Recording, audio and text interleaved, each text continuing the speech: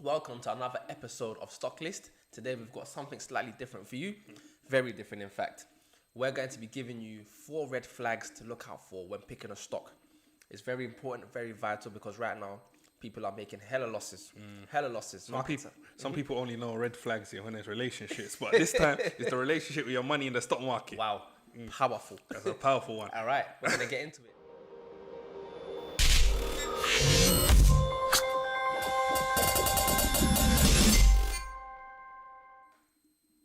Right, so we're back. Now we're going to go straight in with the first red flag to look out for, and that one is hype. Michael, break it down. So, sometimes in the media, you see that certain companies are spoken about quite a bit. Yeah. So, I'll give you an example. Deliveroo. In the build-up to Deliveroo going public, there was a lot of hype. Yeah. Everyone was talking about Deliveroo. Everybody, literally. Your mom's auntie in Africa, somewhere deep in Africa, was talking about it. It's true. And sometimes what people forget is companies pay these media outlets to portray them in a good way. In a good light. Good light, yeah. So the news that was coming out of about Deliveroo was all positive. Yeah, literally. Everything was positive. Sweet, rosy. And then when they went public, we saw that It wasn't what it was supposed to be. Yeah, people started now to scrutinize the balance sheet. People were losing half of their money because they don't believe that Deliveroo bounced back, so they pulled out their money and stuff like that. So beware of the hype and what you see. Like, you don't take all news for face value. Yeah, exactly. Yeah. We've mentioned that previously, but we'll mention it again today. Anything that you see, always ask yourself why. Why has that been written? Why are they doing this? What does it mean? Be ready to analyze. Yeah. Tell them about CCIV. What even happened with all that hype? CCIV, everyone was saying to us, you lot are talking rubbish, this, that, and the other. There's so much hype. We called them a PR company because they just talk for days. They were good at creating hype. Yeah. And that's what eventually got a lot of people to buy the stock. Because they promised so many things. There was actually no value in the stock. It was literally all hype. Exactly. And we raised that red flag to a lot of people, and yet we saw how the markets went. Yeah. From 60 to 20. Wow. In a couple of months. That's a third of your money gone. Exactly. Right? So, guys, the first point, red flags, beware. That's it.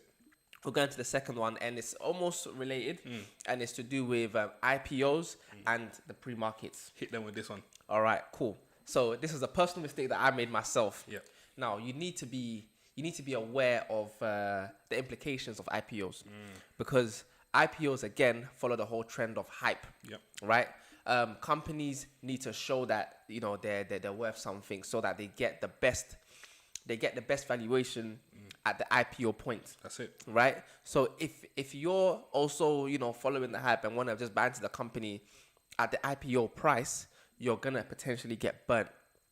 I got burnt personally. It wasn't really a big burn. It was something that I'm holding long term anyway with Coinbase. So let me show you exactly what I mean with the charts, right?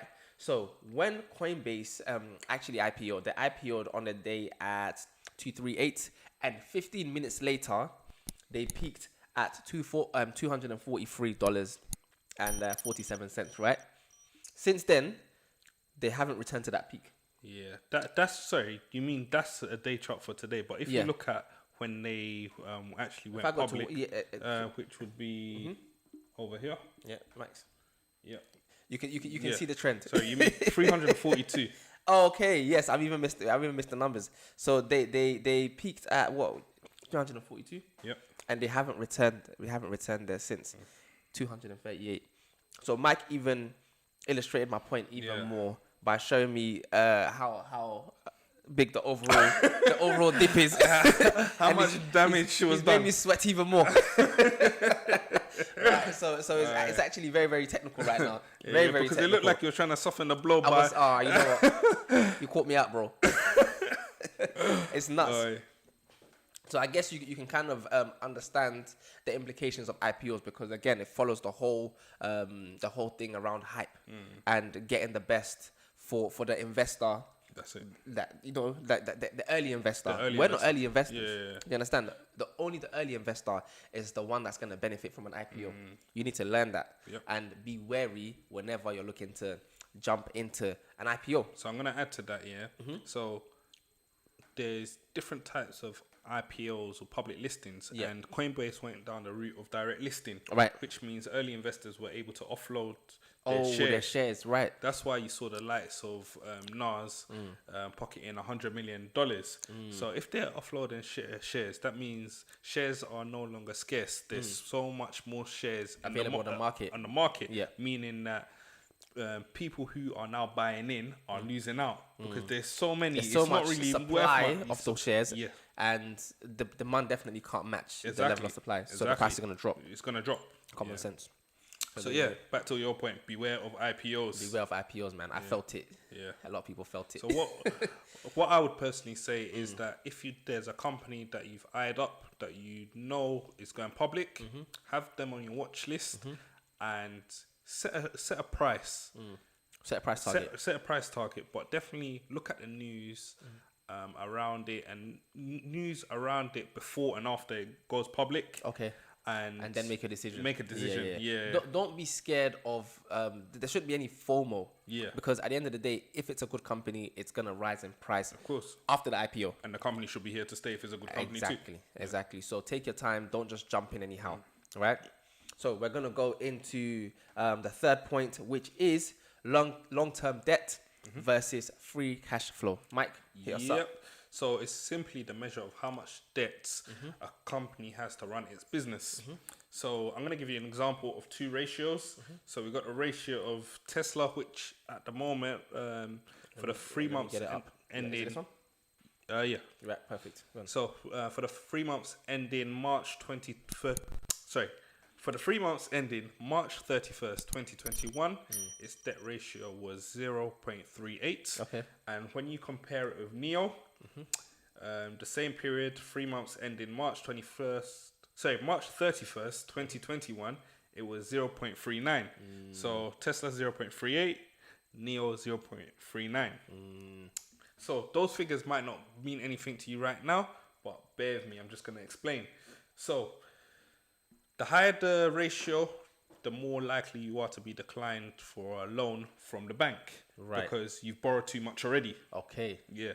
The reason why firms borrow money is because rather than using their own equity, which is your assets minus your liabilities, to pay your creditors, so creditors could be the people you owe money to, the people that are financing you, basically. Yeah. It makes sense, rather than using money that you're making, why not borrow money and use that money to make more money? Of course, that's what sense. Yeah, it makes sense. Yeah. So again, the higher the ratio, the worse off the company is financially. Yeah, the company's in a riskier position because they borrow so much. Yeah. So whenever you're analyzing a stock, always compare one company to another. It doesn't matter the debt ratio to another.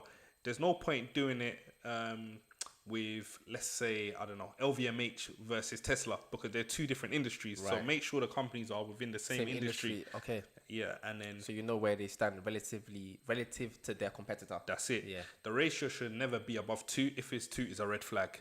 That's like your credit score being on 0. Right. It really is. Yeah. Really is. Yeah. Because a lot of companies, all companies have to be credit checked as well. Yeah. You know what I'm saying? They have to have a credit rating. So.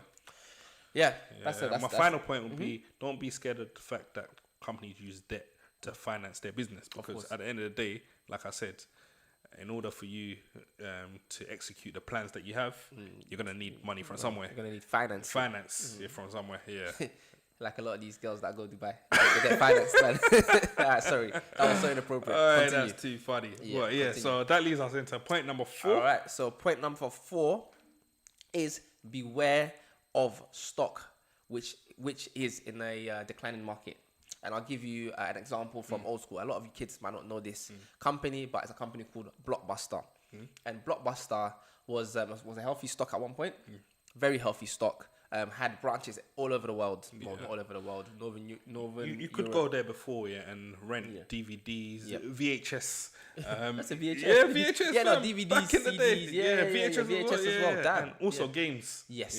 Yes. And what they didn't realize and what they failed to keep up with was the fact that that market was declining and things were moving towards the internet. Okay. And they never adopted. Yep. Do you understand? So anyone who was still buying into Blockbuster was just sitting in a declining market, and So that's always a risk.